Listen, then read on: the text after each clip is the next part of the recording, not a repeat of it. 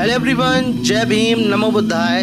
स्वागत है आप सभी का ट्रूथ लिटरेचर में। और आज हम डिस्कस करेंगे भगत सिंह की शहादत पर पेरियार और डॉक्टर बाबा साहब अम्बेडकर ने क्या कहा था। तो आइए शुरुआत करते हैं। और जैसा आज सभी को पता है कि 23 मार्च 1931 को भगत सिंह, सुखदेव और राजगुरु को अंग्रेज़ों द्वारा उनको फांसी दी गई थी, उनकी शहादत हुई थी।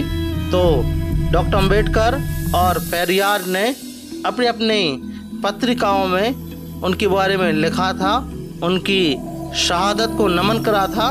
तो आइए देखते हैं क्या लिखते हैं, तो जानते हैं। तो भगत सिंह की शहादत पर पेरियार और अम्बेडकर ने क्या कहा था कि 23.5 वर्ष की उम्र में 23 मार्च 1931 को भगत सिंह 28 सितंबर 1907 से लेकर 23 मार्च 1931 को ब्रिटिश सरकार ने फांसी पर चढ़ा दिया।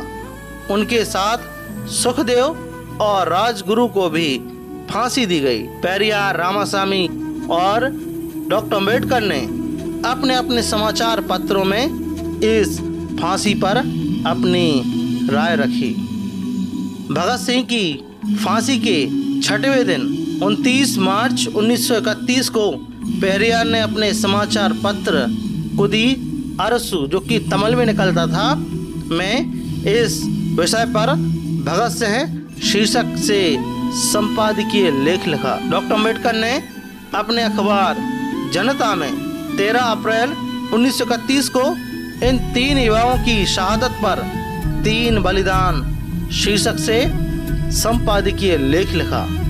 पेरियार की पत्रिका तमिल भाषा में निकलती थी, जबकि जनता डॉक्टर अम्बेडकर के संपादन में निकलने वाला एक मराठी पाक्षिक पत्र था।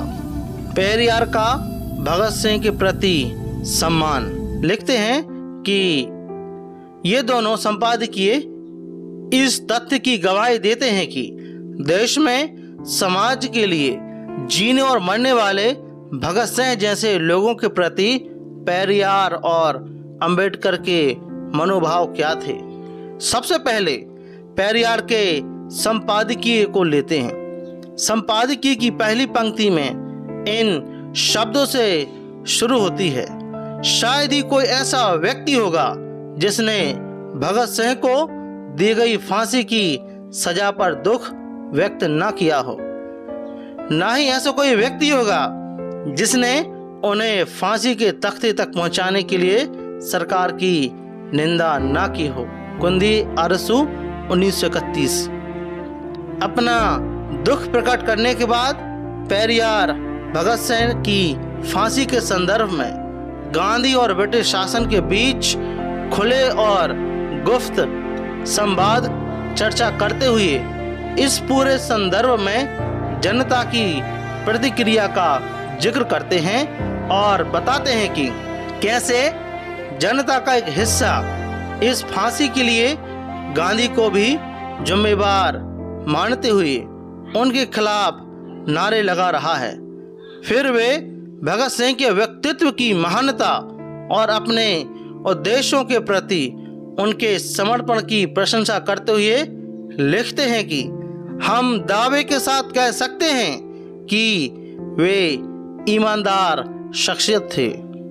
इसके बाद पेरियार भगत सिंह का एक चर्चित उद्धरण प्रस्तुत करते हैं, जिसके माध्यम से वे बताते हैं कि भगत सिंह का आदर्श सबके लिए समानता और साम्यवाद के आदर्श की स्थापना था। वे भगत सिंह को कोट करते हैं, हमारी लड़ाई उस समय तक जारी रहेगी जब तक साम्यवादी दल सत्ता में नहीं आ जाते और लोगों के जीवन स्तर और समाज में जो असमानता है वह पूरी तरह समाप्त नहीं हो जाती। यह हमारी लड़ाई मौत के साथ समाप्त होने वाली नहीं है, यह प्रत्यक्ष अप्रत्यक्ष रूप से लगातार चलती रहेगी। इसके बाद पेरियार विस्तार से धर्म, ईश्वर, असमानता, गरीबी और अछूत समस्या पर भगत सिंह के विचारों की चर्चा करते हुए उनके पक्ष में खड़े होते हैं वे उनके द्वारा समता और साम्यवाद हासिल करने के तरीके से पूरी तरह सहमत ना होते हुए भी उनके आदर्शों की प्रशंसा करते हैं। संपादकीय लेख में वे भगत सिंह के व्यक्तित्व का इस खूबसूरत शब्दों में चित्रांकन करते हैं। भगत सिंह ने उत्कृष्ट, असाधारण और गौरवशाही मौत अपने लिए चुनी है, जिसे साधारण इंसान आसानी से प्राप्त नहीं कर सकता। इसलिए हम हाथ उठाकर अपने सभी शब्द सामर्थ्य के साथ और मन की गहराइयों से उनकी प्रशंसा करते हैं। उसके बाद भगत सिंह के बारे में डॉक्टर अंबेडकर के विचार। अपने पाक्षिक अखबार जनता में 13 अप्रैल 1931 को लिखे संपादकीय में डॉक्टर अंबेडकर भगत सिंह, राजगुरु और सुखदेव की फांसी को बलिदान के रूप में रेखांकित करते हैं और अपने संपादकीय को 3 बलिदान शीर्षक देते हैं। पूरी संपादकीय का निष्कर्ष है ये तीनों व्यक्तित्व ब्रिटेन की आंतरिक राजनीति के शिकार बने हैं। इसी कारण से वे कहते हैं कि यह न्याय नहीं था बल्कि अन्याय हुआ था। वे लिखते हैं, अगर सरकार की यह उम्मीद हो कि इस घटना से अंग्रेजी सरकार बिल्कुल न्यायप्रिय है या न्यायपालिका के आदर्शों पर हूबहू अमल करती है, ऐसी समझदारी लोगों के बीच मौजूद होगी और लोग उनका समर्थन करेंगे, तो यह सरकार की नादानी है, क्योंकि यह बलिदान ब्रिटिश न्याय देवता की शोहरत को अब अधिक धवल और पारदर्शी बनाने के इरादे से किया गया है। पर इस बात पर किसी को भी यकीन नहीं है। खुद सरकार भी इस ईमानदारी के आधार पर अपने आप को संतुष्ट नहीं कर सकती, फिर बाकियों को भी इसी न्यायप्रियता के आवरण में वह किस तरह संतुष्ट कर सकती है।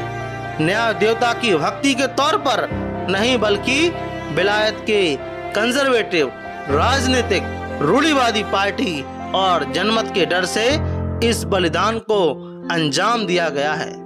इस बात को सरकार के साथ दुनिया भी जानती है। भगत सिंह के साहस को नमन। संपादकीय की शुरुआत में डॉक्टर अंबेडकर उन आरोपों का जिक्र करते हैं जिनके तहत इन तीनों को फांसी दी गई। फिर वे इन तीनों की बहादुरी की चर्चा करते हुए कहते हैं कि फांसी की जगह गोली से उड़ा देने की भगत सिंह की अंतिम इच्छा भी पूरी नहीं की गई। वे लिखते हैं, हमारी जान बख्श दे, ऐसी दया की अपील इन तीनों में से किसी ने भी नहीं की। हाँ, फांसी की सूली पर चढ़ाने के बजाय हमें गोलियों से उड़ा दिया जाए, ऐसी इच्छा भगत सिंह ने प्रकट की थी। ऐसी खबरें अवश्य आई हैं, मगर उनकी इस आखिरी इच्छा का भी सम्मान नहीं किया गया। इस संपादकीय में विस्तार से डॉक्टर अंबेडकर भगत सिंह की फांसी के संदर्भ में भारत और ब्रिटेन में हुई खुली और गुप्त राजनीति की चर्चा करते हैं। इसमें गांधी और उस समय के वायसराय लॉर्ड इरविन की भूमिकाओं पर बात करते हैं। डॉक्टर अंबेडकर की राय में गांधी और इरविन भगत सिंह की फांसी को आजीवन कारावास में बदलने की हिमायती थी। इरविन से गांधी जी ने यह वादा भी लिया था, लेकिन ब्रिटेन की आंतरिक राजनीति और ब्रिटेन की जनता को खुश करने के लिए इन तीनों को फांसी दी गई। वे अपने संपादकीय के अंत में लिखते हैं, लब्बो अबाब यही है कि जनमत की परवाह किए बगैर गांधी इरविन समझौते का क्या होगा, इसकी चिंता किए बगैर विलायत के रूढ़िवादियों के गुस्से का शिकार होने से अपने आप को बचाने के लिए भगत सिंह आदि की बलि चढ़ाई गई यह बात अब छिप नहीं सकेगी। यह बात सरकार को पक्के तौर पर मान लेनी चाहिए। E.V. रामास्वामी पेरियार और डॉक्टर अम्बेडकर के भगत सिंह की फांसी पर संपादकीय उनकी गहरी संवेदनशीलता और व्यापक मनुष्यता को समेटने वाली वैचारिकता का उत्कृष्ट नमूना है। तो यह डॉक्टर बाबा साहब अम्बेडकर और पेरियार रामास्वामी नायकर की जो टिप्पणी थी, हमने देखा। आपका इस विषय पर क्या मानना है, कृपया हमें कमेंट बॉक्स में जरूर बताएं। और यदि आप ट्रूथ लिटरेचर पर नए हो तो इसको आप सब्सक्राइब जरूर करें, साथ ही साथ हमारे वीडियोस को शेयर जरूर करें।